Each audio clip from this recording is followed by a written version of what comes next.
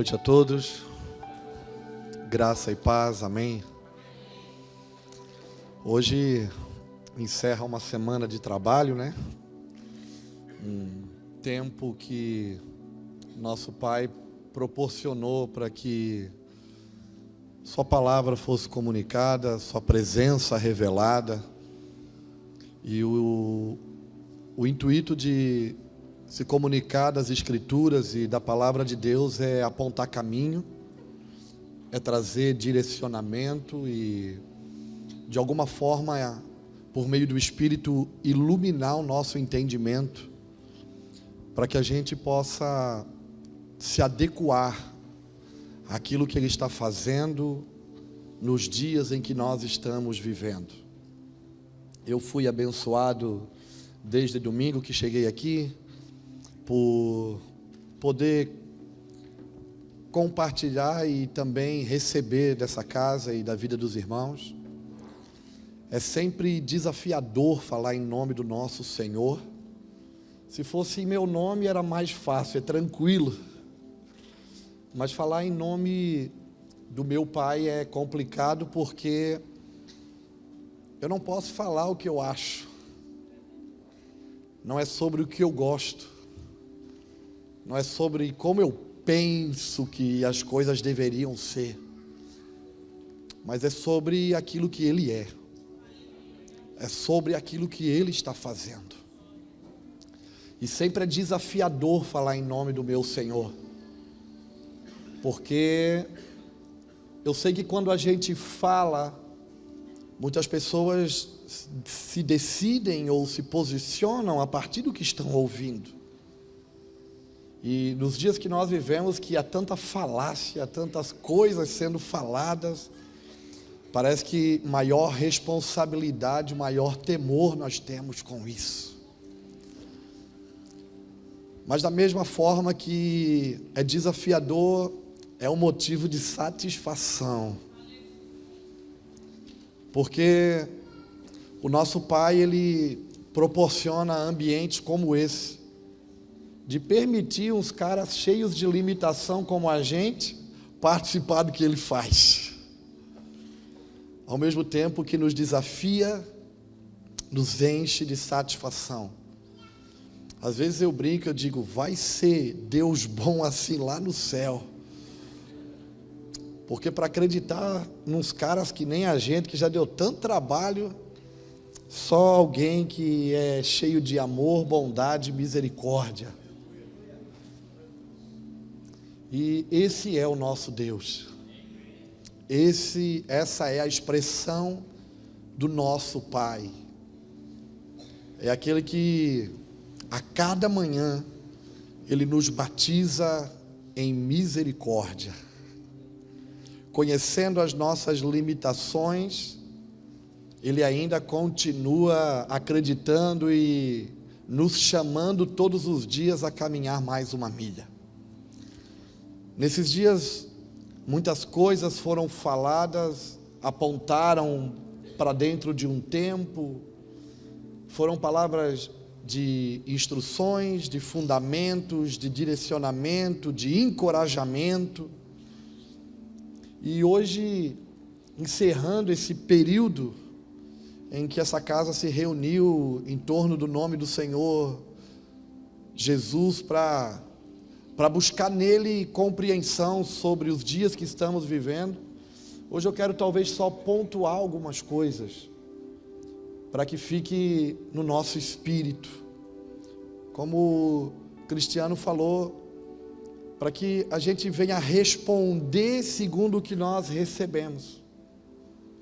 Dr. Russell Shedd, que faleceu, Dr. Russell Shedd dizia que 95% das pessoas que participam de encontros, conferências e escolas voltam para casa sem colocar em prática o que receberam.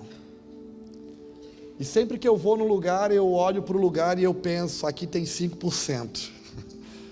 Aqui está os 5% daqueles que estão nessa geração trabalhando e sendo esticados e desenvolvidos para corresponder à expectativa do céu e ao clamor da terra. Nós somos o que conecta céu e terra. Há uma expectativa no céu sobre a nossa vida, porque é o meio pelo qual nosso Senhor se movimenta. E na minha loucura santa, eu penso que todo dia Ele olha para a gente e Ele diz: esses cabeção vão entender hoje o que é para eles fazer de fato. E há um clamor na terra que espera a nossa manifestação. Nós temos a capacidade de tocar céu e terra, o que é espiritual e o que é terreno. Tamanha é a nossa responsabilidade. E nessa noite eu queria compartilhar desse cenário que nós estamos vivendo a respeito dos tempos e das épocas. Eu falei aqui domingo que eu só tenho uma mensagem, eu falo da mesma coisa, eu uso texto diferente, que é para os irmãos pensarem que eu sou bem inteligente e leio bastante a Bíblia. Mas a gente só fala de uma coisa, porque tem a ver com aquilo que Ele nos deu para fazer, com a medida que Ele nos confiou.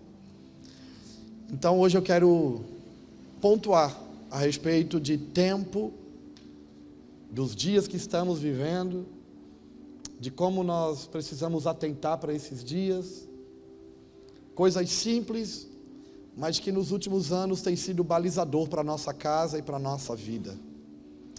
Por isso eu queria orar primeiro com você. Hoje eu estou mais quebrantado. Hoje eu fui à tarde para o hotel e é aqueles dias que você faz revisão da sua jornada, são no momento que você gasta para orar e falar com seu pai. Então, mais do que falar, você começa a rever os caminhos que trouxe você até aqui. E sempre que eu paro para isso, são coisas que mexem no meu interior, porque eu não sou o tipo de cara que celebra o que conquistou, mas eu celebro muito o que eu venci.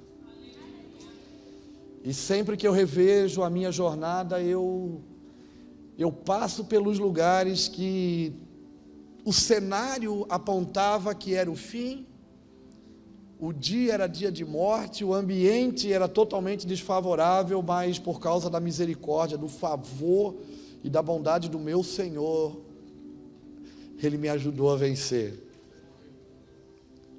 E a gente percebe que todas essas coisas são o que nos fortalecem. São os processos que a vida nos conduz para que a gente possa estar mais próximo dEle, mais dependente dEle, mais íntimo dEle.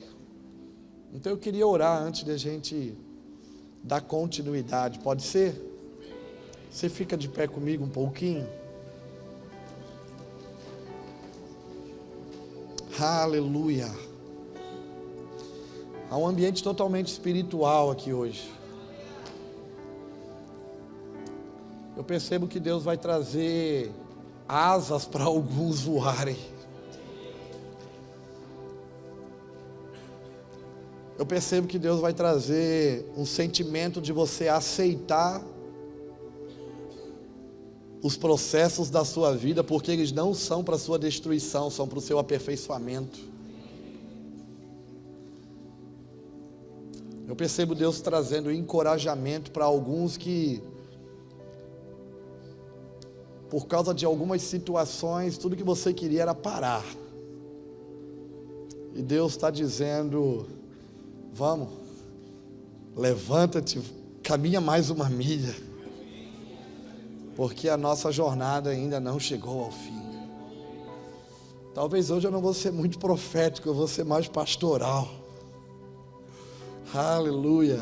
Os profetas também choram. E essa nação, ela alcançou lugares em Deus, porque uma geração de profetas tem gastado a sua vida para chorar sobre ela. Porque nós reconhecemos o potencial e a capacidade que a nação brasileira tem. E sabemos daquilo que o nosso Pai falou sobre os nossos dias. Aleluia. Feche teus olhos. Não há ninguém maior do que você aqui, Senhor. Não há ninguém melhor do que você aqui. Nós nos reunimos como igreja nessa noite em torno do nome do teu filho, Yeshua, clamando por meio do teu Espírito, dizendo: vem. Porque só tem uma coisa que nos interessa, só tem uma coisa que nos faz sair de casa, nos faz acordar cedo, dormir tarde, só tem uma coisa que me tira a fome, é o desejo de estar contigo, perto de ti, mais próximo da tua presença.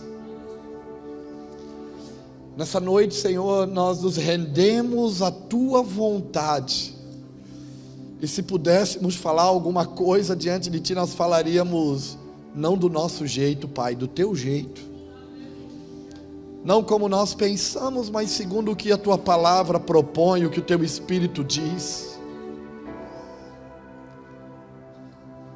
Tira os nossos medos para fora. Arranca de nós todo sentimento de insegurança que provoca instabilidade e às vezes faz a gente pensar que estamos desamparados. Mas a tua palavra diz que se eu sou mau, sei dar boas coisas aos meus filhos, quanto mais o Senhor, que é perfeito em tudo o que faz.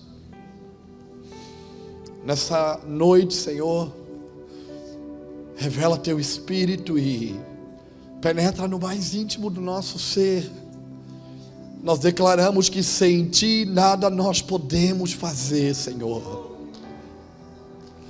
Dá uma palavra de ordem aos teus anjos sobre os céus dessa cidade. Ordena as coisas e, segundo o que tu propõe, coloca tudo no seu devido lugar.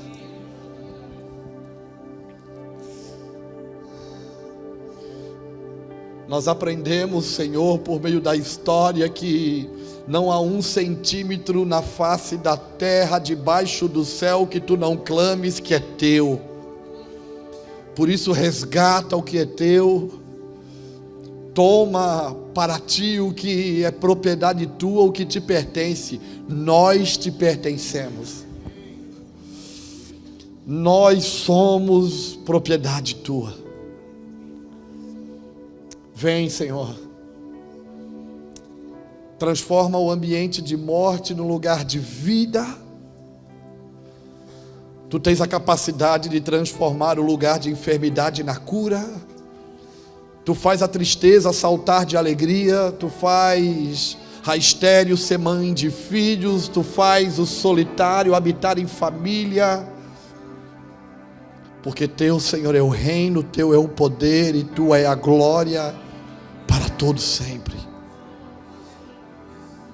Vem, Espírito. Vem, Espírito.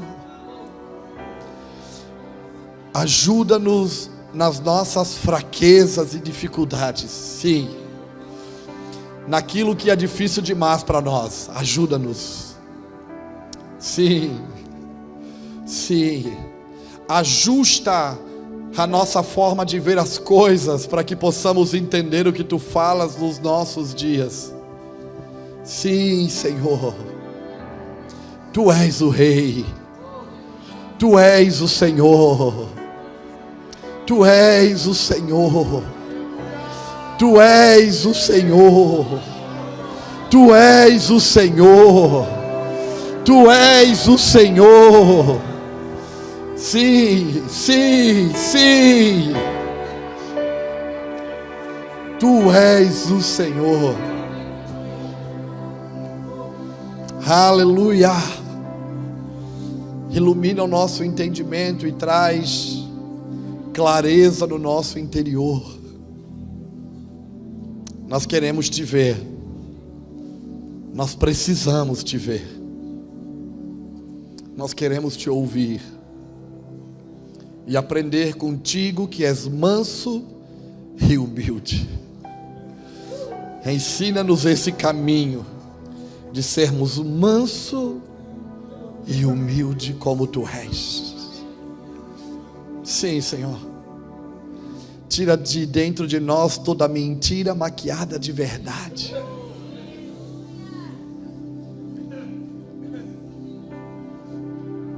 Tira de dentro de nós tudo que constrói muros ou barreiras que nos impedem de se aproximar de Ti, Senhor. Aleluia. Aleluia. Obrigado, Yeshua. Obrigado, Jesus. Obrigado, Jesus. Obrigado, Espírito. Obrigado porque Tu sempre te faz presente. Sim.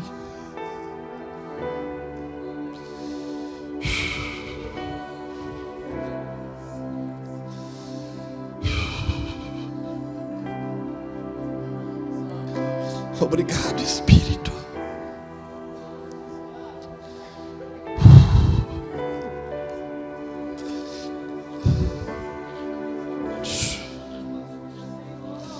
Obrigado, Espírito.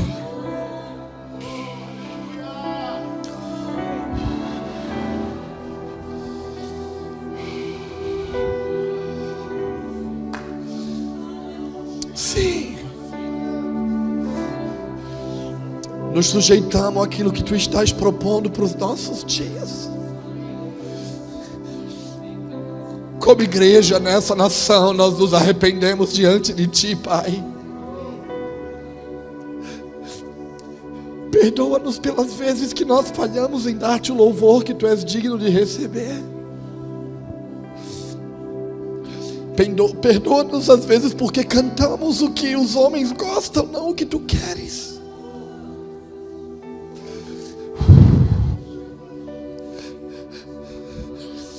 Perdoa-nos, Senhor, pela nossa negligência.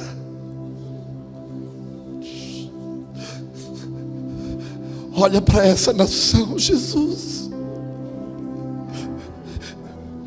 O Brasil é propriedade Tua. Essa nação pertence a Ti, Senhor, e nenhum dos Teus filhos se perderão.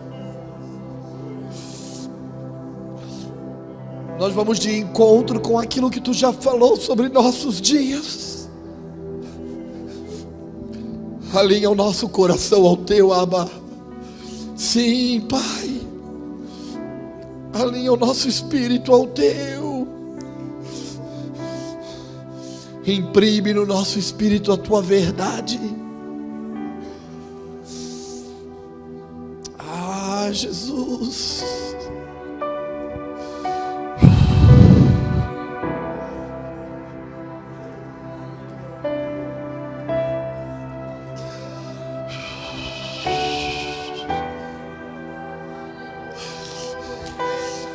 Traz sobre nossos dias peso de intercessão, Senhor.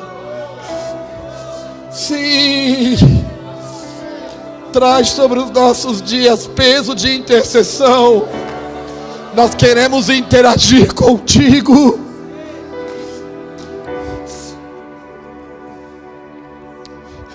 Intercessão não é eu dizer para Ele o que Ele precisa fazer. Intercessão é eu responder para Ele aquilo que dele eu estou ouvindo. Por isso, deixa-nos Te ouvir, Pai. Sim, sim, sim, sim, sim. Libera o espírito da profecia nesse lugar. Sim, sim, sim. Espírito, vem sobre esse lugar. O testemunho de Yeshua, o espírito da profecia. Queremos interagir contigo, Abba, com o Teu espírito. Queremos interagir com o céu. Nos colocamos entre o céu e a terra. Abre o nosso entendimento agora e traz visões nesse lugar. Sim, sim, sim, sim, sim. Sobre alguns corações, Senhor, traz peso de lágrimas, como mulheres que sentem dores de parto. Começa, Deus, a gerar dores nessa noite.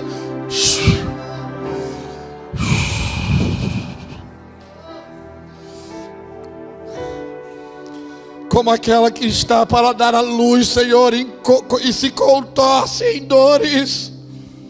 Sim, levanta aqueles que vão gerar o teu propósito. Sim.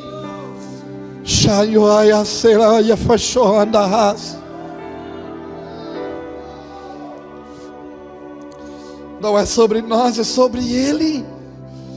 É sobre o que Ele está fazendo. Oração é eu deixar de me envolver com as coisas que me interessam e me envolver com aquilo que interessa para Ele. Quando eu deixo de me envolver com o que é interessante para mim e me envolvo com o que é interessante para Ele, eu estou desenvolvendo uma vida de oração. Sim.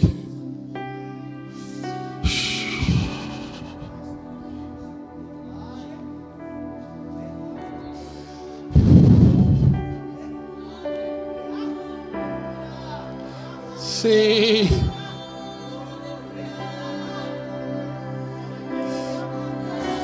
Vamos ter uma resposta para o clamor da terra. Há lugares improváveis clamando.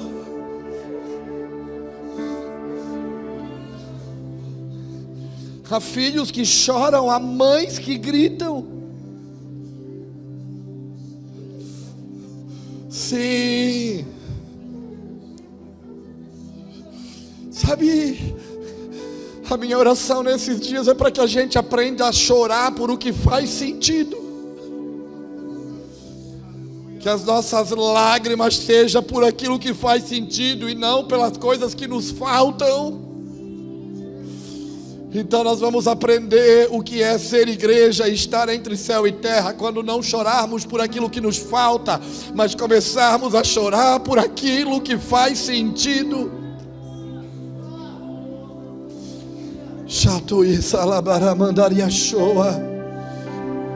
Que a palavra que foi gerada nesses dias, Espírito, ela traga esse peso sobre nós, como já foi proclamado nessa noite, nessa casa. Que traga responsabilidade, que abra compreensão, que nos estique, para que a gente possa alcançar as medidas pela qual estamos sendo chamados.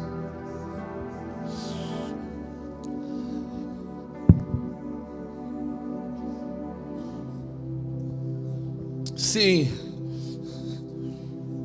não é sobre o que estamos conquistando, é sobre o que estamos vencendo. Seja encorajado.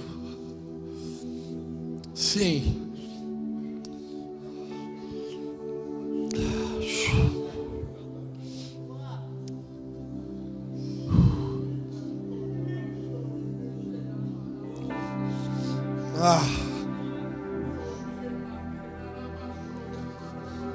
Nós oramos por sabedoria e por revelação, Senhor. Vem sobre a igreja, a tua casa, a tua noiva nessa noite com sabedoria e com revelação. Revelação revela a tua próxima ação, o teu próximo passo. Sabedoria nos traz habilidade, capacitação para que a gente desenvolva os próximos passos que tu estás dando. Receba sabedoria, revelação. Sim, uma casa apostólica e profética precisa de revelação. Precisa ver a próxima ação e precisa de sabedoria, que é a habilidade, a capacidade para desenvolver o próximo passo. Sim, sim, seja habilitado nessa noite. Vem, Espírito.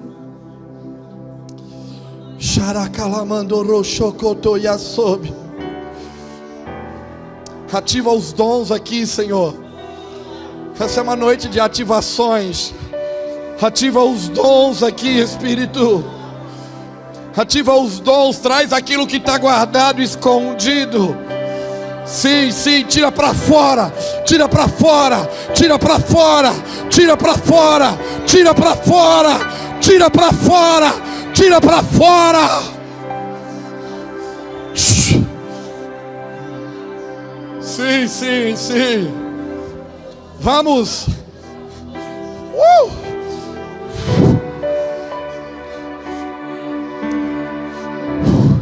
Um dia Davi foi buscar a arca do Senhor, e naqueles dias havia duas casas. Havia um tabernáculo que Moisés tinha edificado no no deserto e foi transportado para os montes de Gibeon. E havia uma tenda que Davi construiu em Sião. Ele vai buscar uma arca em Kiriat Jearim, que estava 100 anos fora do seu lugar, e ele leva para uma tenda que estava em Sião, em Jerusalém. Ele estabelece 3 famílias para cuidarem de turnos de adoração. Ele manda confeccionar instrumentos. E em 1 Crônicas 25, ele vai dizer às famílias de Asaf, Emã e Jedutum: ao som dos instrumentos, profetizem.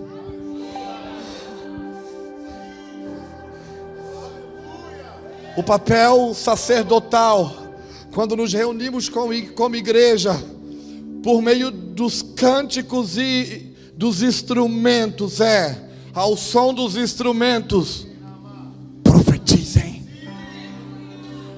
comuniquem, declarem, baixam decretos.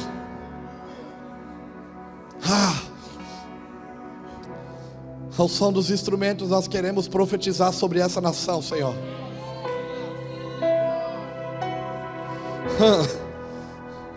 Nós queremos profetizar vida sobre o Brasil.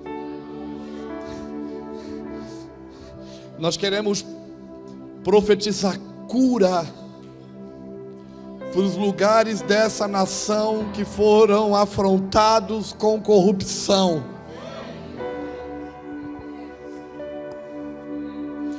O modelo original que Davi deixou para ser reproduzido é que ao som dos instrumentos os sacerdotes deveriam profetizar.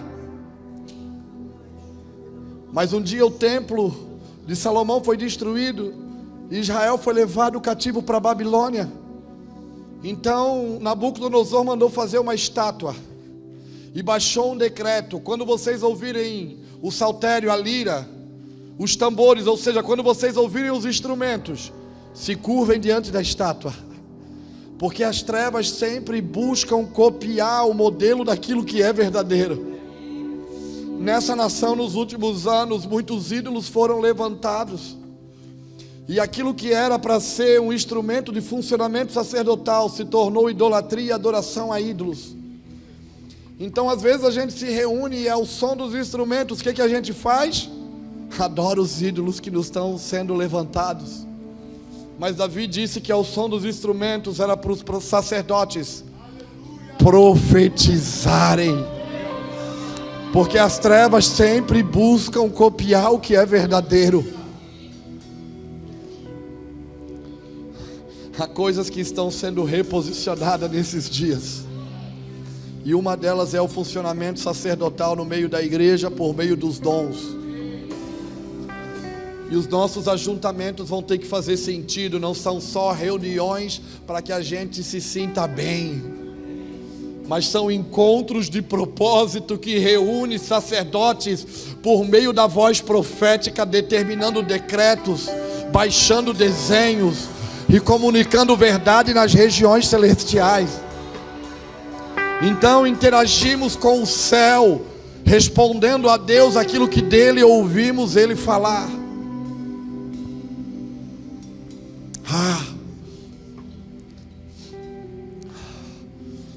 Esse é o nosso papel como igreja nesses dias: conquistar as regiões celestiais para poder manifestar na terra por meio de atos de justiça, estabelecendo o reino de Deus, para que seja hoje, aqui, agora, como no céu. Nós vamos avançar sobre a terra com atos de justiça, se nós aprendermos a guerrear nas regiões celestiais, conquistando as coisas do Espírito, porque é uma guerra de reinos e é uma briga por territórios. Tome seu lugar, fique à vontade. E a Escritura diz que não se acende uma candeia, Mateus 5,15, não se acende uma candeia e se coloca debaixo de uma vasilha, mas se acende a lâmpada e coloca-se no alto da casa para que ela ilumine todo o ambiente. Deus está provocando novamente um ambiente de fogo sobre a candeia, e Ele já fez isso nessa nação. No final dos anos 90, ele promoveu um ambiente onde o fogo dele veio. Ele acendeu a candeia, só que a candeia não iluminou toda a casa, não iluminou todo o ambiente. Mas nós sabemos que nesses dias, mais uma vez, o fogo está vindo. E ele está liberando fogo sobre a candeia, mas o propósito é o quê? Iluminar. Por isso que ele vai dar testemunho da vida de João. O João que batizava, em João 5,35 ele diz: João o Batista era uma candeia que ardia e que iluminava. O propósito de arder é iluminar. É uma guerra de reinos, onde nós entramos nas regiões celestiais para conquistar territórios, para declarar, para determinar decretos. E por conta disso, depois na terra, com atos de justiça, com Tzedaká, nós estabelecemos o seu reino, reposicionando todas as coisas, dando a forma que Deus anseia para as cidades, para os lugares e a nação onde estamos estabelecidos. Eu glorifico ao meu Pai, porque nesses dias Ele está provocando novamente esses ambientes. A pergunta é: nós vamos só arder ou nós também vamos iluminar?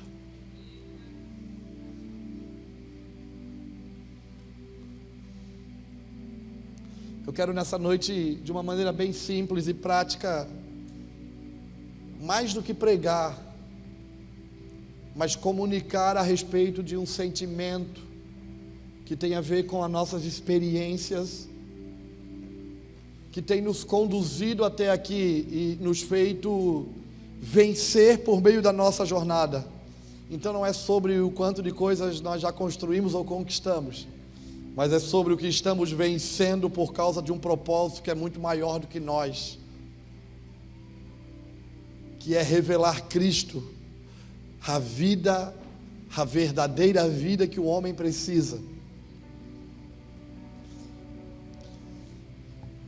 Quantos aqui já tiveram aqueles momentos que pensaram em desistir? Tiveram suas crises, suas dificuldades,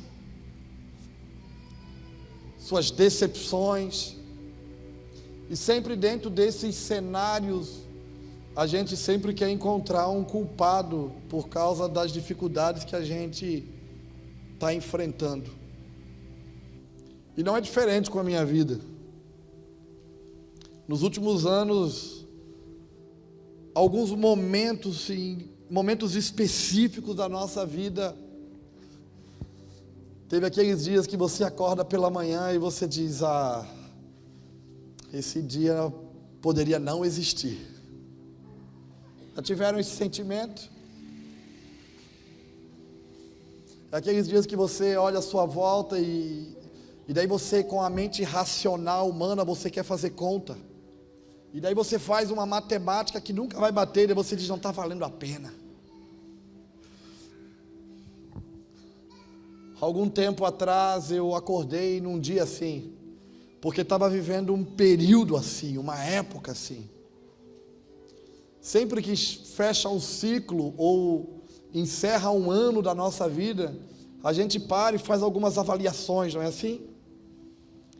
E eu estava num findar de um ano, fazendo avaliações, pesando na balança, medindo, e eu fui para o meu momento de oração com meu pai, de devocional. Alguém já foi para a oração e foi querendo brigar com Deus? Aí você diz: não, hoje Deus vai ter que me ouvir. Já foi assim? Já teve essa... Você foi orar, aí você queria que quem tivesse literalmente se materializasse para você poder brigar junto e dizer: por que as coisas são desse jeito? Aí no meu momento de oração eu queria arrumar uma briga com Deus, mas tem dia que Deus, Ele sabe, Ele nos conhece. Ele fica do lado olhando, deixa a gente se bater, se espernear, não é assim? É só para a gente crescer. Talvez uma das coisas que talvez muito foi falado nesses dias foi sobre maturidade. É só para a gente desenvolver maturidade. Você já foi também para esse momento de oração, querer pregar para Deus como se ele não conhecesse a Bíblia? Já quis pregar para Deus? Eu já. Nesse dia eu estava com a boca no pó, lamentando, angustiado, aflito. E a pergunta é, o senhor não está vendo? Será que o senhor não consegue perceber o cenário que está à minha volta? O senhor não está vendo que eu estou mal? E daí, como se ele não conhecesse a Bíblia, eu abri a Escritura, quis pregar para ele. Porque eu queria achar na Escritura um texto que revelasse o que eu sentia. Quem sabe assim ele teria compaixão de mim. E daí eu abri, talvez um dos livros que eu amo, porque ele fala de intimidade, Cântico dos Cânticos. É sobre um noivo, uma noiva, sobre um casamento, sobre um rei que se disfarça de pastor de ovelha para conquistar aquilo que ele se apaixonou. Eu abri o livro de Cânticos, no primeiro capítulo de Cânticos, versículo 6. A sunamita diz assim: por que tu estás me olhando porque eu estou com a pele escura, porque ela foi queimada do sol? Foi os meus irmãos, eles me obrigaram a muitos trabalhos, a trabalho forçado. Eu cuidei de muitas vinhas, mas da minha mesmo eu não cuidei. Eu queria dizer para Deus, é assim que eu me sinto. A sunamita estava dizendo, sabe por que a minha pele está queimada assim? Eu estou com aparência feia. Porque os meus irmãos, eles me forçaram a trabalhar em muita coisa. Eu cuidei de tudo que eles me mandaram, mas parece que de mim mesmo, daquilo que eu precisava cuidar, eu não cuidei. Eu falei isso para o Senhor. Eu digo, Senhor, nos últimos anos da minha vida, tudo que os meus irmãos me pediram, eu fiz. Nunca guardei nada, nunca parou nada para mim, nunca foi pensando em mim. Estou cansado, estou me sentindo desgastado. Cuidei de tantas coisas e parece que de mim e da minha casa eu não cuidei. Já se sentiu assim? Pastor se sente assim. Um dia converse com o seu pastor, pergunte para ele. Todo dia ele tem que ter uma resposta para alguém. Todo dia ele tem que entrar numa sala e ajudar alguém a sair de uma situação de dificuldade. E tudo que ele queria é que alguém um dia batesse na porta dele e dissesse, o que é que você precisa, cara? Quem é pastor aqui sabe do que eu estou dizendo. Todo dia ele tem que ter uma palavra dentro dele, ele tem que se doar, porque é o que ele foi chamado. Mas tem aquele momento que tudo que ele queria é que alguém olhasse para ele, para casa, para os filhos e dissesse, Deus mandou eu vim aqui cuidar de você. Eu estava me sentindo assim. Falei, isso tudo eu trabalhei os últimos anos, gastei o que eu tinha e o que eu não tinha. Me dediquei a fazer tantas coisas, cuidei de tantas vinhas, mas da minha vinha eu não cuidei. E já percebeu que quando a gente está em alguns momentos de aflição, de angústia, em que a gente se sente mal, a gente quer arrumar um culpado. Foi os meus irmãos. Eles me empurraram para trabalhar, eles me obrigaram a trabalhar em muitas vinhas. Tudo que eles me mandam fazer, eu faço. Já se sentiu assim? E daí, depois de uma hora e meia orando, pregando para Deus, eu acho que ele estava só do meu lado olhando e vendo a minha situação, meu cenário. Penso eu que o Espírito devia estar pensando, ele vai aprender, ele vai crescer. Esse é só o processo que está esticando ele para aquilo que ele está se tornando. Eu levantei do meu devocional, fui trabalhar, fui lá para o escritório do Mevan. É um lugar cheio de sala como aqui, administração, várias salas, vários departamentos, e lá todo mundo viaja muito, então nem sempre a gente está na comunhão, se encontra toda semana, às vezes passa 3, 4 semanas que a gente vai se encontrar, um dos nossos pastores, porque todo mundo está em atividade, em movimentação. E daí eu encontrei pastor Juscelio. Alguém conhece Juscelio aqui? Juscelio é um pastor, hoje exerce uma função apostólica no Brasil, é um cara que tem uma graça para cuidar de família sobrenatural. E Juscelio me encontrou no corredor, a gente se abraçou, se beijou. Mas antes de dar um abraço, ele é um cara bem sorridente. Quem conhece Juscelio é todo cara para frente, ele já te vê, já vem, ele é querido demais. E daí ele veio todo empolgado para me dar um abraço, porque estava com saudade, fazia dias que a gente não se encontrava. Aí eu fui grosso com ele, porque eu me sentia queimado do sol. Final de uma estação, virando um ciclo, fazendo avaliações. E daí ele veio, Júnior, que saudade, vontade de te dar um abraço. Eu fui grosso e rude com ele. Eu digo, estou precisando ganhar um abraço, faz tempo.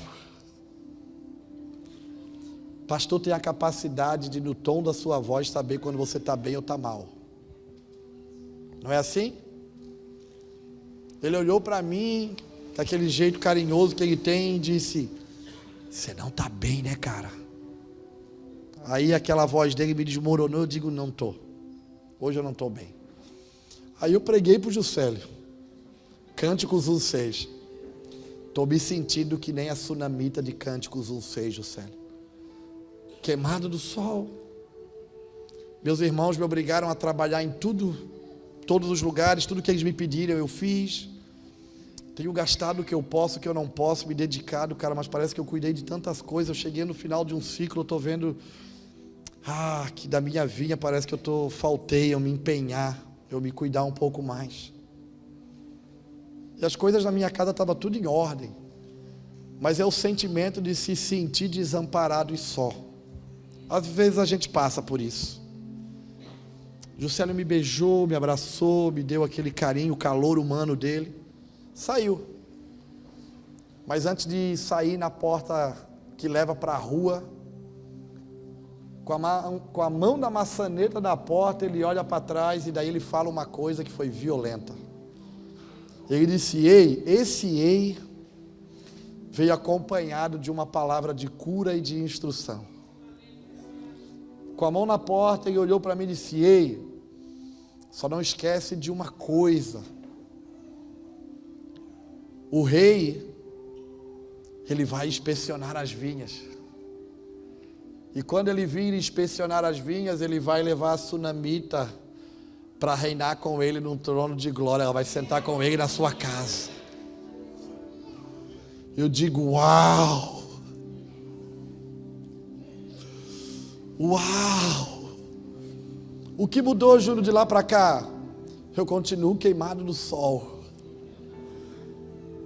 Meus irmãos continuam me obrigando a trabalhar em muitas vinhas. Mas sabe, meus irmãos já não são culpados de nada, eles só são parte do processo. Porque os lugares onde eles têm me estabelecido para trabalhar, a sunamita estava no lugar onde, quando o rei passou, os olhos dele pôde alcançá-la. Ela estava no lugar apropriado, porque foi no lugar onde os olhos do rei pôde alcançá-la. Uau!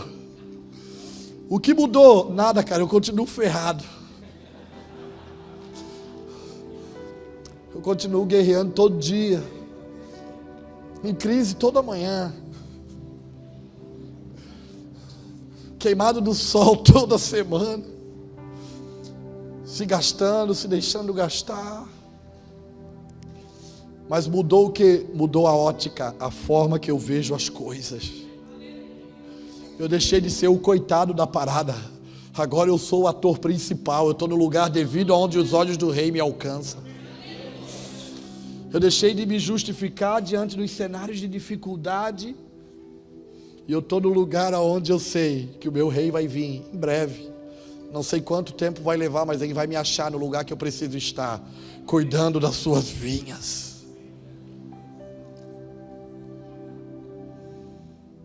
O cenário é o mesmo, mas a forma de eu atuar dentro dele mudou. Porque quando eu ajusto a forma de ver as coisas, a forma de eu pensar sobre elas é diferente.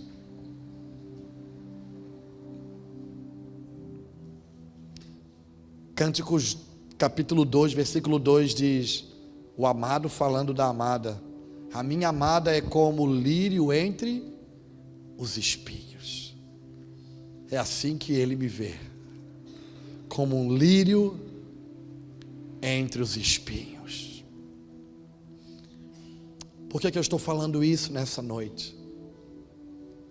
Porque num ambiente onde você recebe tanta informação, tanta responsabilidade, onde você é tão desafiado, não é assim? A entrar em lugares, aí você pode pensar: se soubesse como eu ando ferrado, se soubesse o verdadeiro cenário que me cerca, não vinha com mais uma palavra dizendo: assuma a sua responsabilidade. Eu só vim dizer para você: você está no lugar onde os olhos do rei vão te alcançar. Ajuste a sua forma de ver as coisas. Não se preocupe, porque era a sunamita que se achava queimada do sol. Para o rei, ela era como lírio entre os espinhos. Quem não via algo bom nela era ela mesmo. Mas os olhos do rei desejaram tanto ela, que ele mandou chamá-la e ela fugiu com medo. Aí sabe o que ele fez? Ele voltou lá no palácio, tirou toda a sua indumentária, sua coroa, deixou toda a sua roupagem de rei, se disfarçou de pastor de ovelha e veio dar de beber às suas ovelhas e veio caminhar junto do lugar aonde ela habitava. E daí sabe o que ele fez? Conquistou ela, porque ele começou a dizer para ela algo que ela nunca tinha ouvido. Ela se sentia desprezada, queimada do sol, que os seus irmãos, como tinham, obrigavam ela a fazer muitas coisas. Mas aí ele começou a dizer que ela era a melhor, o lírio entre os espinhos. Eu conheço um rei que um dia se disfarçou de homem, porque ele se enamorou, desejou tanto algo que ele disse: é meu. E ele se disfarçou de homem e ele veio dizer: oi, você é como o lírio entre os espinhos. Entende o que eu estou dizendo? E durante um tempo o rei ficou só como pastor de ovelhas, Salomão ficou ali só como um pastor de ovelhas. Aí quando ele conquistou ela, ele revelou para ela que ele era um rei, pegou ela pela mão e disse: vem comigo. Mudou a sua história. Você agora tem uma casa, tem um palácio, tem um reino e você é parte dele. Nós precisamos entender o que ele já fez.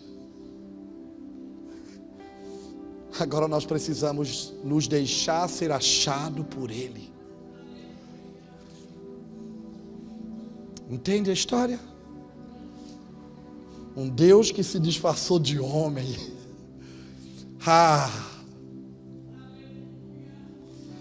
Para levar o homem agora a viver numa condição semelhante a dele. Porque ele nos constituiu como um reino de reis e de sacerdotes.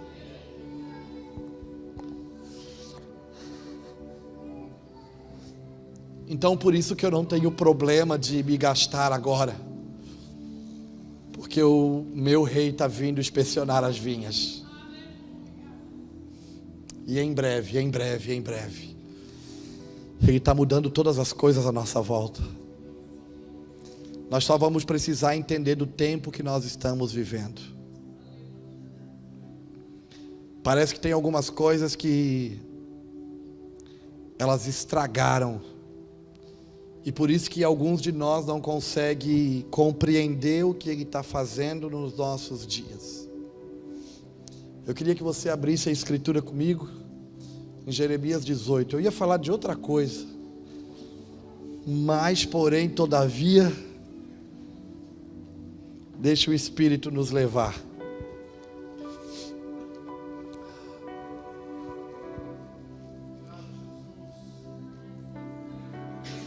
Eu tô quebrantado hoje. Eu tô naqueles dias. Como diz o meu irmão Luiz, que nem miojo, 3 minutos tô cozido.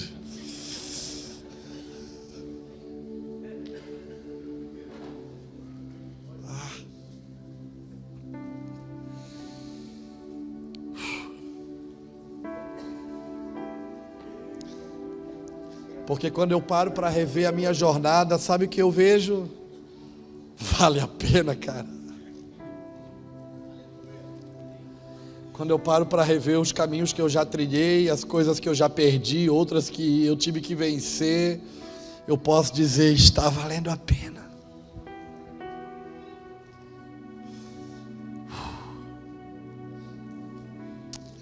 Eu acho que eu estou quebrantado hoje. Já vou ler Jeremias 18. É que nós estamos tão formal às vezes, não é? Já percebeu que às vezes a gente está tão no piloto automático que a gente perde os melhores momentos com Ele. A gente cresceu tanto no conhecimento, mas perdeu tanto na intimidade. A gente é um poço de informação, mas temos perdido tanto na comunhão com Ele. Eu acho que é isso que essa geração está precisando. Crescer no conhecimento, mas na graça, porque Ele não muda. Ele se move, mas Ele não muda, Ele ainda continua o mesmo. Sabe, esses dias eu estava pensando, apóstolo Hélio, a gente às vezes quer ganhar a nação, e a gente trabalha para isso porque é a palavra que Ele nos deu. E por causa de uma coisa tão macro, a gente não atravessa a rua para cuidar da viúva. Aí nos detalhes simples a gente perde o sentido. Já viu?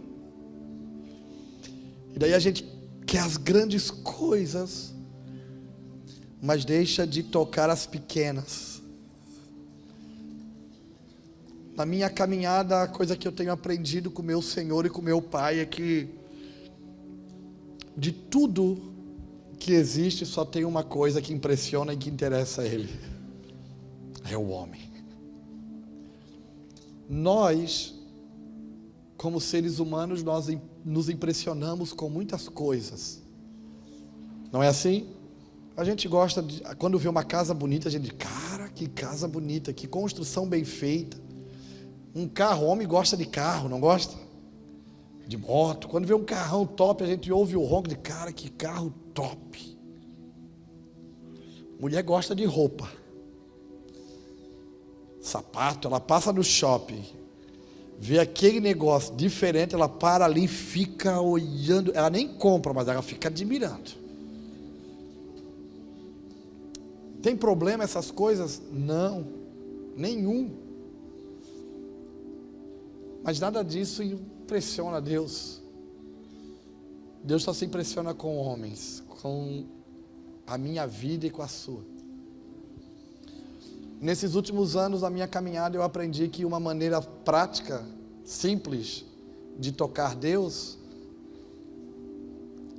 é tocando os homens.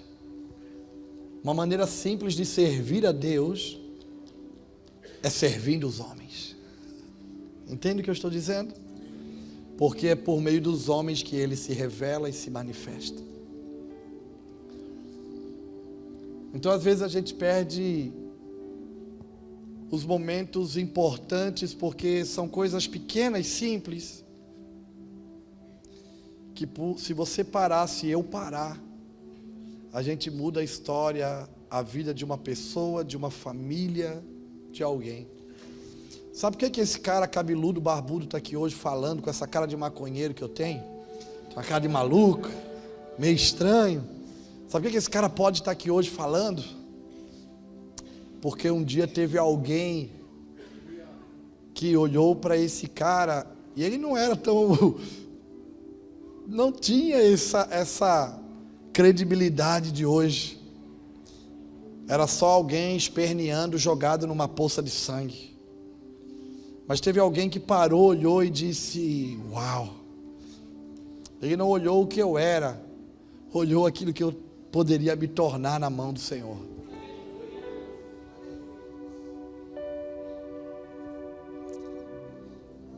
Essa geração precisa voltar a acreditar em pessoas, no improvável, nos lugares de impossibilidade. Eu nem sei porque eu estou falando isso hoje, mas são as muitas coisas do nosso dia a dia que nos roubam das pequenas coisas, da simplicidade da vida. Vamos ler Jeremias 18.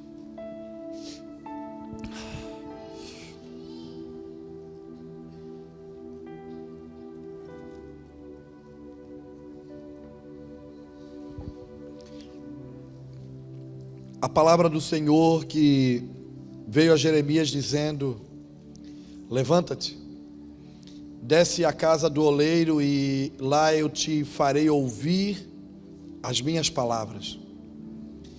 Eu desci à casa do oleiro e eis que ele estava fazendo a sua obra sobre as rodas. Como o vaso que ele fazia de barro, quebrou-se na mão do oleiro. Ele tornou a fazer dele outro vaso conforme o que pareceu bem aos olhos do oleiro fazer. Então veio a minha palavra do Senhor dizendo: não poderei eu fazer de vós como fez este oleiro à casa de Israel, diz o Senhor. Eis que como barro na mão do oleiro, assim sois vós na minha mão, ó casa de Israel.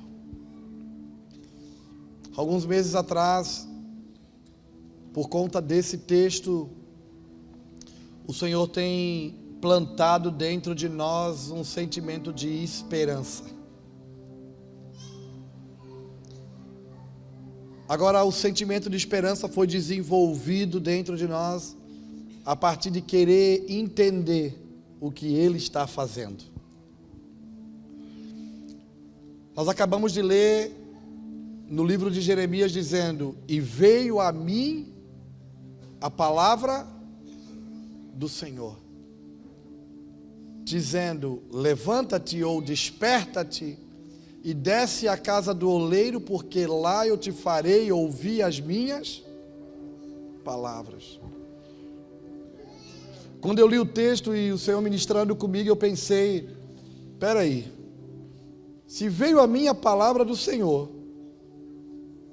por que eu tenho que descer à casa do oleiro? Porque lá eu vou ouvir as tuas palavras. Se veio a mim a palavra do Senhor, por que o Senhor já não fala o que o Senhor quer?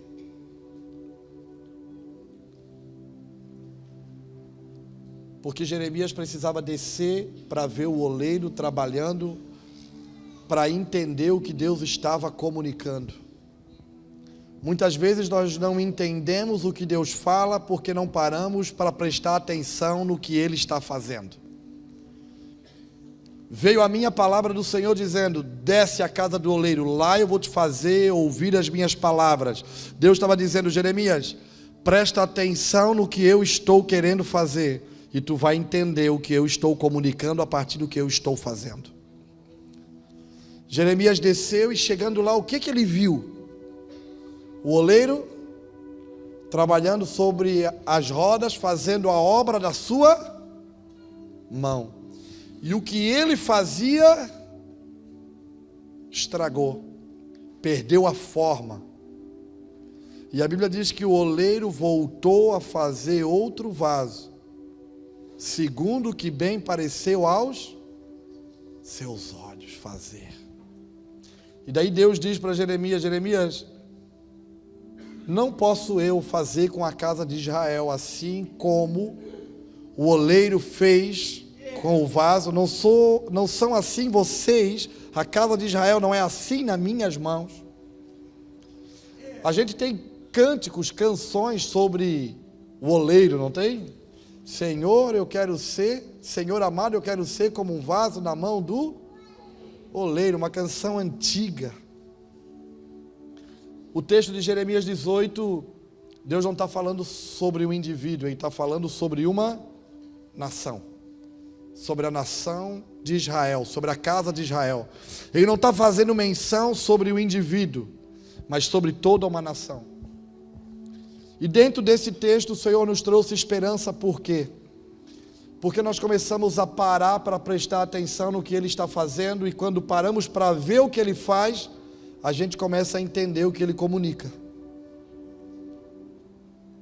E me parece que aquilo que o oleiro estava fazendo no Brasil, começou há uns anos atrás, em um determinado momento, estragou, perdeu a forma. Mas a Bíblia diz que Ele voltou a fazer de novo, tudo novo, utilizando a mesma matéria-prima. Ele não descartou o que Ele estava fazendo. Porque o nosso Deus é um Pai que tem a capacidade de fazer tudo novo, de novo, da mesma matéria-prima. Porque as coisas em Deus e com Deus não são descartáveis. E isso nos fez atentar para essa nação, para nossas vidas, e pensar: Ele está fazendo tudo novo de novo. Ele não descartou o Brasil, Ele não descartou as palavras que Ele falou sobre a igreja brasileira. Porém, só tem uma coisa: agora Ele vai fazer conforme bem parece aos seus olhos. A palavra oleiro no hebraico é uma palavra que é yatzar.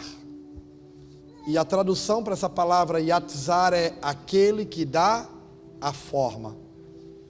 Quando Jeremias ouviu Deus dizer, Deus estava dizendo: Jeremias, vai na casa daquele que dá a forma e vê o que ele está fazendo, o que ele está disposto a fazer. Nesses dias Ele está dando o que para a gente? A forma que bem parece aos seus olhos.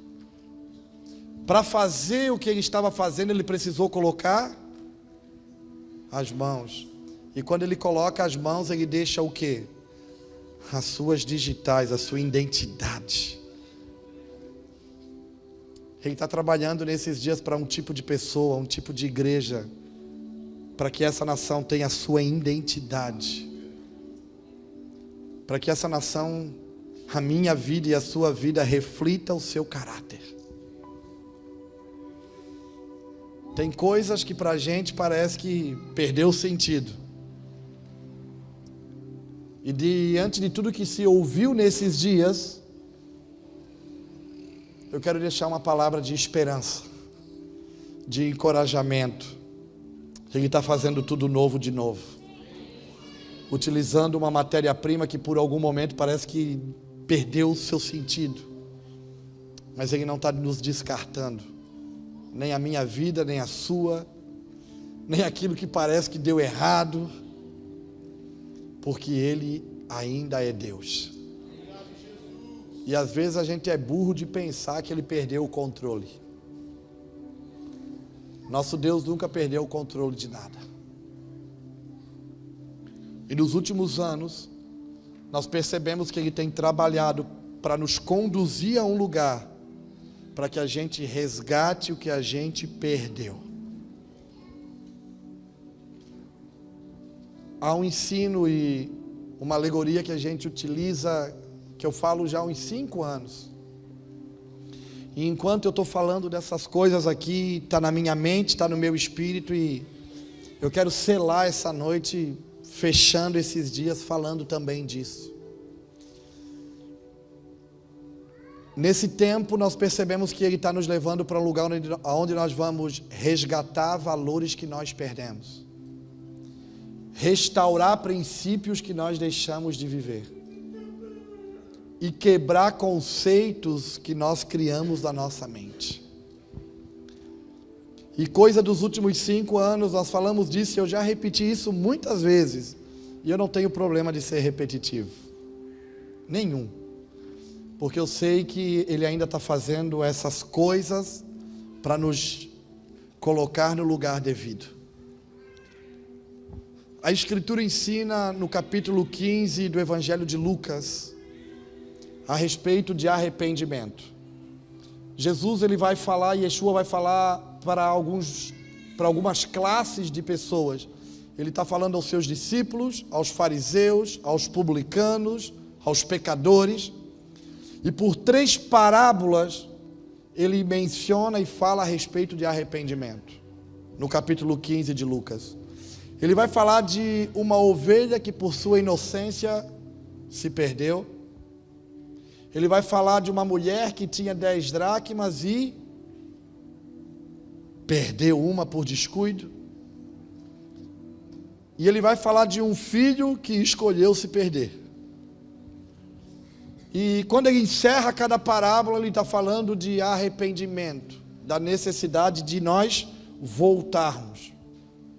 Porque isso é o que conduz ao arrependimento, é levar você de volta para o lugar que você precisa estar, a origem de todas as coisas.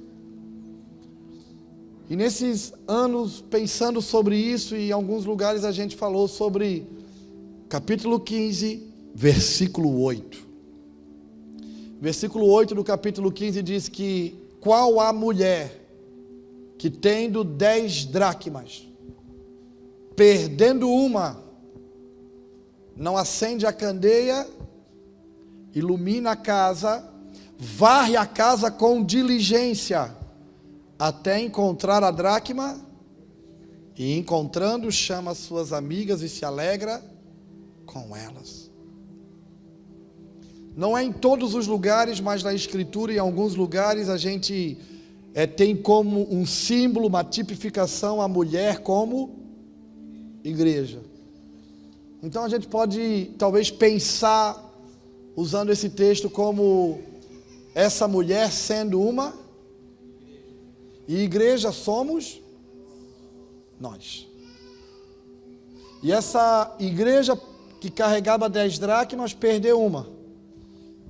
E uma dracma, o que é uma dracma? É uma moeda grega, que tem o valor equivalente a um denário romano, um dia de trabalho.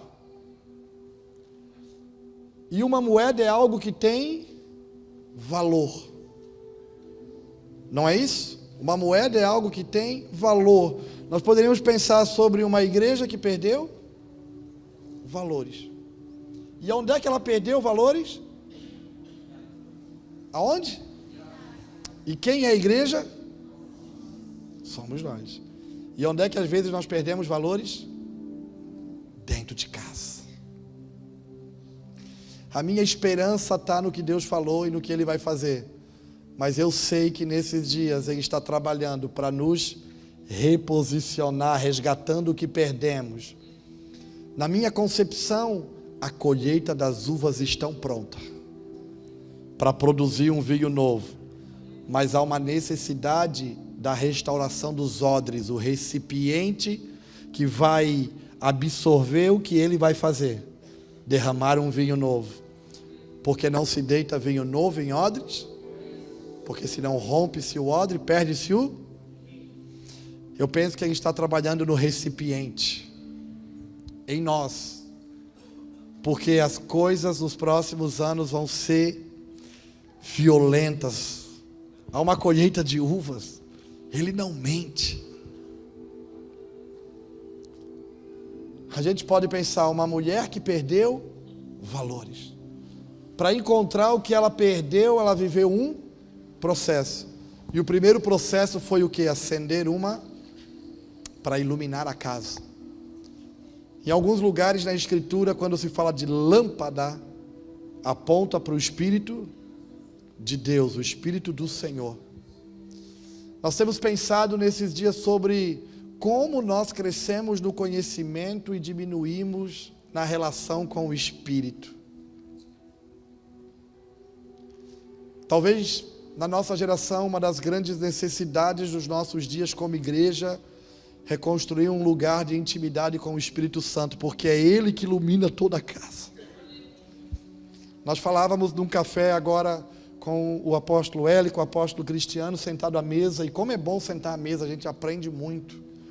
E nós falávamos sobre a questão dos dias que nós vivemos, que são os dias da tecnologia, da informação. Da palma da nossa mão a gente tem acesso a muita coisa.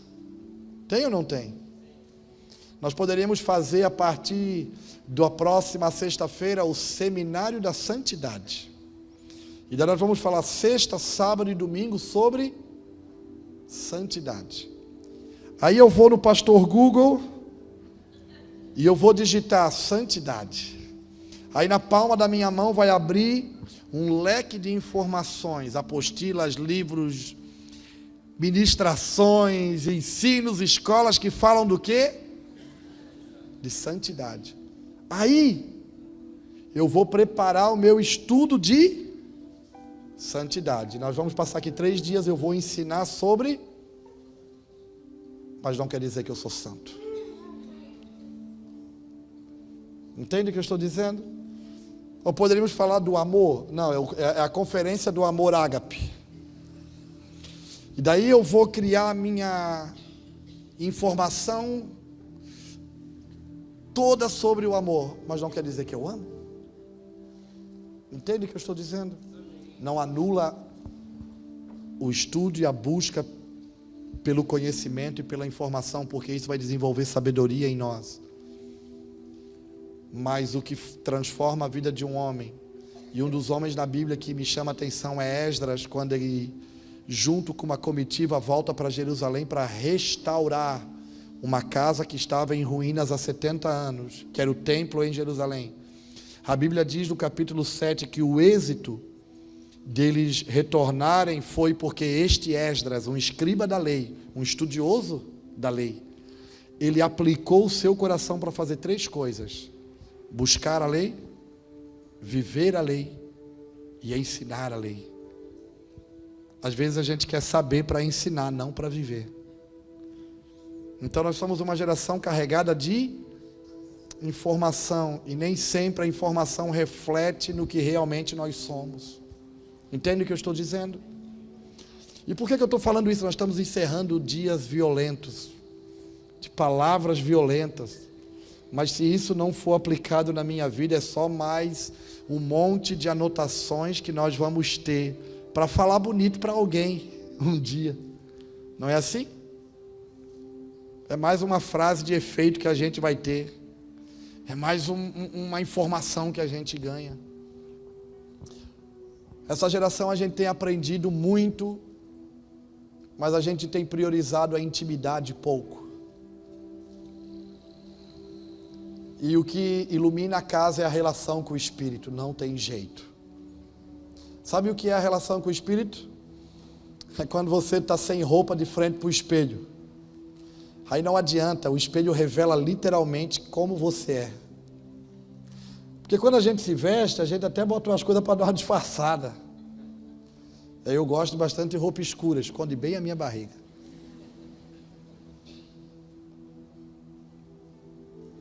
Mas o Espírito, ele revela quem nós somos. E a falta de intimidade é a falta de revelação de o que nós somos. Porque se nós reconhecemos o que somos, nos arrependemos e começamos em Cristo a transformar, como o livro do apóstolo Cristiano, de dentro para fora. Entende? A necessidade de construir uma relação com o Espírito é o primeiro processo para encontrar valores que estão sendo perdidos dentro de casa. E daí a Bíblia diz que essa mulher varreu a casa com muita diligência, dá ênfase a isso. E quando eu falo disso, você talvez já pode ter me ouvido falar, eu uso a minha esposa de exemplo. A minha esposa, ela não tem um ofício específico. Ela é uma irmã do corpo, um membro do corpo. Às vezes as pessoas chamam ela de pastora porque caminha junto, funciona junto, mas ela não tem essa identidade pastoral. Não é a função dela. Sabe aquela mulher que é a verdadeira dona de casa? É a minha esposa. Ela nasceu para ser dona de casa, para ser mãe. A gente tem 4 filhos, nós já somos avós. O mundo da minha esposa é a casa. É o ambiente dela, é o lugar que ela gosta de estar.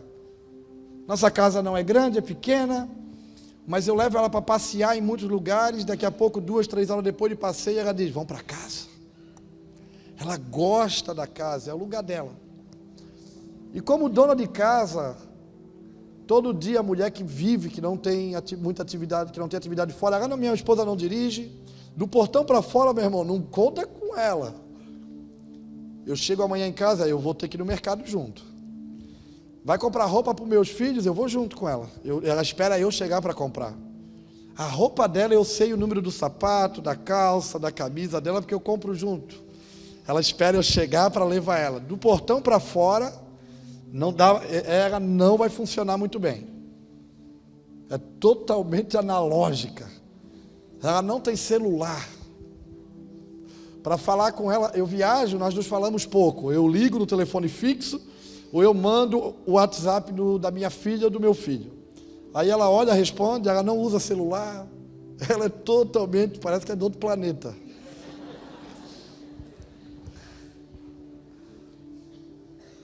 Mas eu estou aqui por causa dela. E Deus deu uma função para ela. Ela abriu mão de muitas coisas que poderia ser para desenvolver a vida dela, para cuidar de mim. Porque nem sempre eu fui esse cara legal que parenta ser aqui agora. Nem sempre você teria coragem de me levar para jantar na sua casa. Mas foi ela que se dedicou em 25 anos de casamento para ajudar o meu desenvolvimento. E como boa dona de casa, todo dia lá em casa minha esposa tem uma atividade. Ela acorda pela manhã, tem que tomar café, gosta de tomar café, faz o café. Aí ela começa um trabalho das 8 da manhã às 11 da manhã. Todo dia. O que ela vai fazer? Limpa o banheiro, vai lá, tira o lixo, troca a toalha, dá uma organizada, varre calçada, arruma, o menino deixou a sala bagunçada, o pequeno com brinquedo, com coisa fora do lugar, organiza, abre cortina, tira um pó aqui, tira um pó ali, um paninho lá, deixa a casa organizada, está em ordem, lava uma loucinha, faz aqui, deixou a casa organizada. E isso a gente faz diariamente. Preste atenção, eu vou falar em parábola, tá? Receba no seu espírito. Coisas que a gente faz diariamente, a gente arruma a casa. Mas tem um dia da semana na minha casa que é diferente. É uma herança judaica, né? Fazer faxina na casa sexta-feira. Isso é herança de judeu. Por quê? Porque no Shabat e no sábado não se trabalha, o judeu não trabalha. E daí, é sério, sem saber a gente herda essas coisas, porque a maioria das casas faz a faxina da casa na sexta-feira. E qual é a diferença daquilo que ela faz todo dia para o dia que ela faz faxina dentro de casa?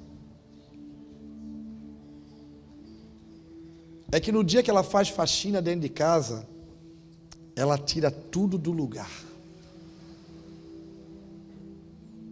Eu vou dizer, antes eu ficava em casa, agora eu saio é cedo. A Bíblia diz que essa mulher varreu a casa com diligência. Eu quero pensar que ela fez em casa ela tirou as coisas do lugar até encontrar o que ela tinha perdido. Eu tenho pensado sobre isso nos últimos anos como igreja, que eu acho que Ele está tirando coisas do lugar na nossa vida, na nossa nação, para que a gente encontre o que a gente perdeu. A diferença do que ela faz todo dia para sexta-feira é que ela faz faxina, e na faxina, meu irmão, fala a verdade, é desconfortável. No dia da faxina lá em casa, não adianta procurar uma cadeira para sentar. Por quê? Porque ela vai estar tudo em cima da mesa, em cima de algum lugar, ela levanta tudo. Dá para assistir televisão no dia da faxina? Não, a maluca tirou o sofá do lugar, meu irmão. Aquele que gosta de tirar um cochilo depois do almoço, dá? Não dá, porque ela tirou roupa de cama para bater na máquina, e quando não muito, ela arranca o colchão e bota no sol.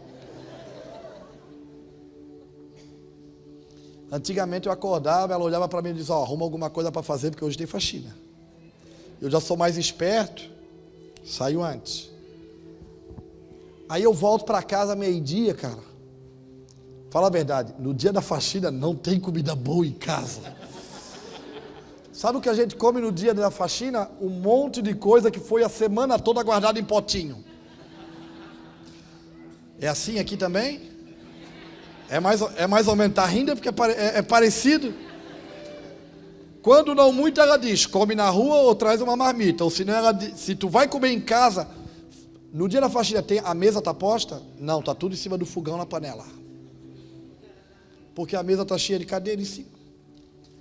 E aqueles potinhos que veio sobrando a semana, ela esquenta tudo.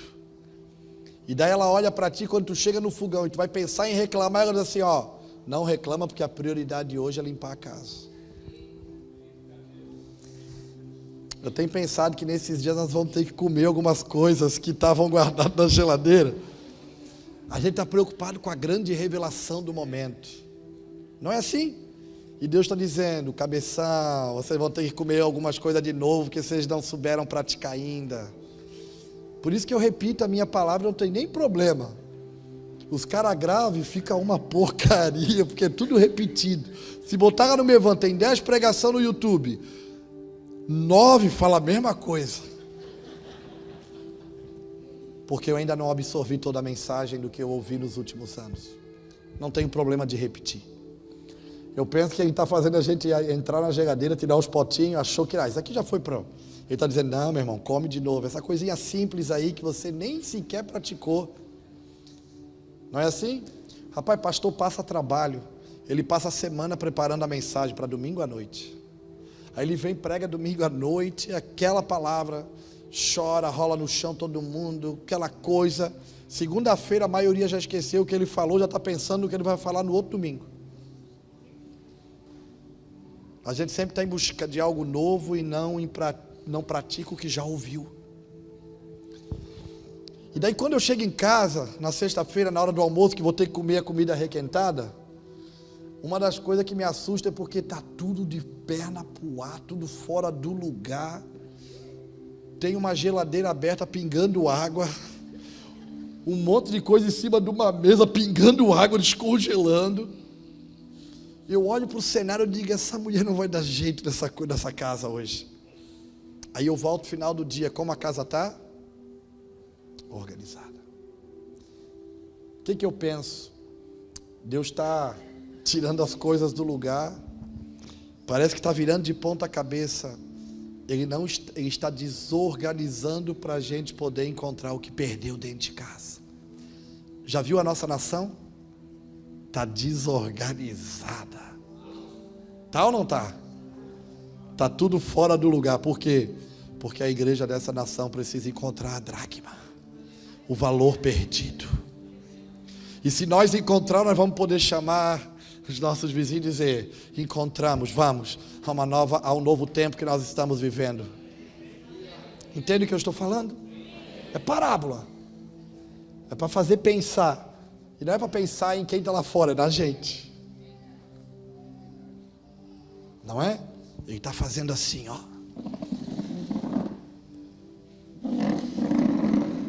Desorganizando. Mexendo. Isso incomoda a gente. Se eu vou mexer numa coisa, já fica preocupado. Tem uma bolsa em cima, vai cair. A gente, quando mexe as coisas do lugar, a gente fica todo preocupado. Aqui, como eu já estou falando adiantado, capaz de não acontecer, mas eu já fiz isso, eu vim desarrumando, veio um obreiro atrás de mim, botando as cadeiras no lugar. Sério. Aí eu olhei para trás e digo, ó, incomoda. Tirar as coisas do lugar incomoda. Mas já viu que no dia que a gente limpa a casa, a gente encontra o que a gente procurou a semana toda, que estava diante de nós e a gente não via? É ou não é assim? A gente encontra o que a gente procurou a semana toda e estava ali, caído no meio do sofá, não é assim? Debaixo de uma almofada, não é assim? Dentro de uma gaveta meio desorganizado. Nós vamos resgatar o que perdemos. Por isso que Ele está nos capacitando, nos habilitando e tirando as coisas do lugar. Esse é um tempo de reposicionamento, é um tempo de esperança, mas os odres vão precisar estar adequados à colheita das uvas, ao vinho novo que vai ser produzido. Entende o que eu digo? Posso dar um conselho de irmão, de amigo? Não tenha medo. Não se preocupe, parece que as coisas estão tudo de perna pro ar. Deixa ele tirar tudo que precisa do lugar. No final do dia eu chego em casa, meu irmão, eu não tenho coragem de entrar de sapato na cozinha dentro. Ó, lá na garagem eu já venho tirando tênis. Cansa, é desconfortável, mas é necessário? É. Bota as coisas em ordem novamente. Nos últimos anos a gente tem mantido a casa organizada, não tem? Parece que alguns de nós aí virou de ponta cabeça. E ele está dizendo, é sexta-feira, Shabat está chegando. Tira as coisas do lugar. Procura o que você perdeu. E já viu? Esses dias eu estava pensando sobre isso, falando sobre isso, eu pensei, se eu tivesse 10 moedas no bolso, se eu perdesse uma, eu ia perceber? Se perdesse duas, eu ia perceber? Quando é que eu ia notar que eu perdi? Quando eu fosse precisar usar. Tem algo que a gente vai precisar usar agora e muitos de nós estão percebendo quando estão pegando a mão dizendo, uau, eu perdi, estava aqui. Mas Ele está fazendo tudo novo, de novo, usando a mesma matéria-prima, dando a forma que Ele quer. Nós só precisamos parar para prestar atenção. Porque se nós parar para prestar atenção, vamos entender com clareza o que Ele fala. Fica de pé comigo, querido.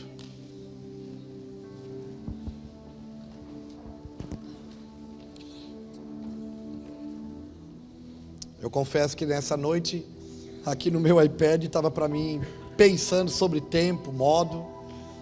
Eclesiastes 5, Lucas 24, Mateus 26, sobre compreender o tempo e a época, sobre como atuar dentro do tempo, sobre como funcionar dentro da profecia no tempo. Mas, como nós íamos caminhando, eu percebi que era hora de abrir a geladeira e tirar uns potinhos de comida para requentar.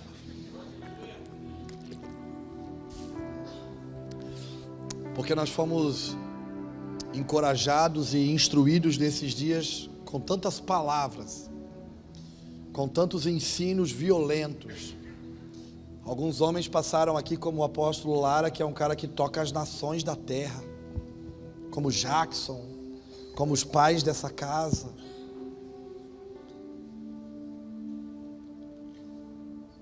Talvez essa noite era só para a gente olhar para dentro agora e dizer, está tudo disponível, o tempo é propício, mas agora é sobre esse recipiente aqui, essa casa aqui vai ter que entrar no ambiente necessário para poder desenvolver o que está ouvindo, o que está vendo, para cumprir o seu propósito. Vamos orar? Sente que é uma noite de oração? Há um peso de intercessão, há um ambiente de encorajamento. Consegue ajustar a sua forma de ver as coisas? Que o que você e que eu vivemos é processos para nos colocar no lugar devido? Consegue perceber isso?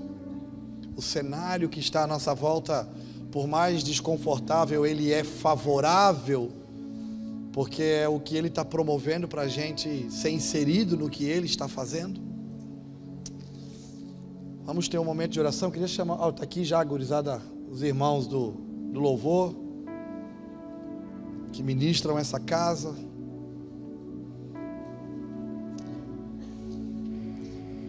Vamos mexer as coisas do lugar.